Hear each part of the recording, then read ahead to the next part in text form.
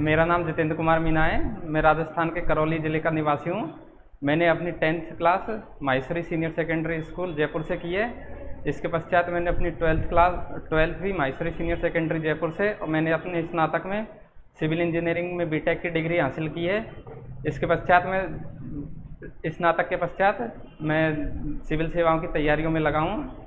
और thank you. अब Manipur violence का और गुड आफ्टरनून फ्रेंड्स। आज का जो टॉपिक है वो मणिपुर वायलेंस है।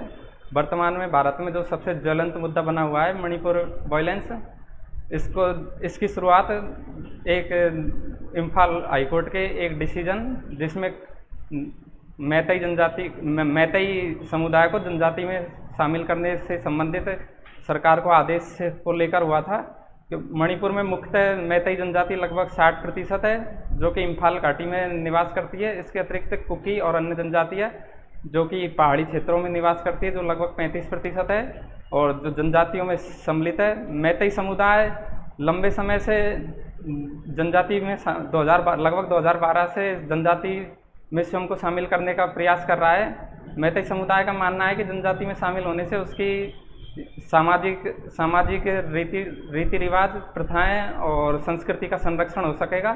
साथ ही उनके लोगों के रोजगार में घटती भागीदारी को भी बढ़ावा दिया जा सकेगा। वहीं दूसरी ओर कुकी जनजाति का ये मत है कि मैतई समुदाय राजनीतिक रूप से अधिक सशक्त है। वो उसका राजनीति में लगभग राजनीतिक रूप से 60 से 65% राजनीतिक भागीदारी है। इसके अतिरिक्त अधिकांश विकास के कार्य इम्फाल घाटी तक ही सीमित है, जो जनजातियों की पहुंच से दूर है। इस कारण से दोनों समुदायों के बीच वर्तमान में विवाद चल रहा है, जिसके कारण से बड़ी मात्रा में हिंसा की घटनाएं सामने आ रही है और मणिपुर अशांत बना हुआ है। वर्तमान में इसके लिए केंद्र सरकार और राज्य सरकार मिलकर समन्वित रूप से प्रयास कर रही है। इसके साथ ही वहाँ के स्थानीय समुदाय और धार्मिक समुदायों को भी शामिल करके शांति के प्रयास किए जा रहे हैं।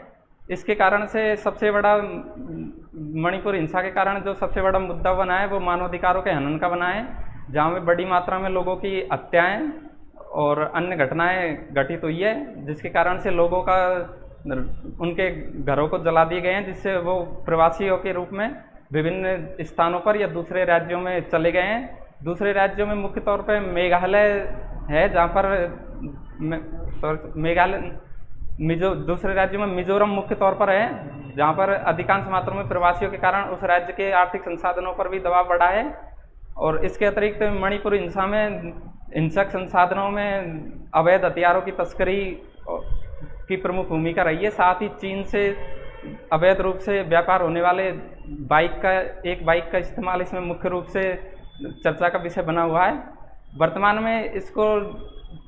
में ये हिंसा काफ़ी लंबे समय से चल रही है। इस संबंध में विभिन्न यूरोपियन राष्ट्रों और अमेरिका ने भी इस संबंध में रोकने के संबंध में अपना मत जाहिर किया है, लेकिन भारत ने ये कहकर इनकार कर दिया कि ये हमारा आंतरिक मामला है और इसको हम आंतरिक रूप से ही सुलझा लेंगे।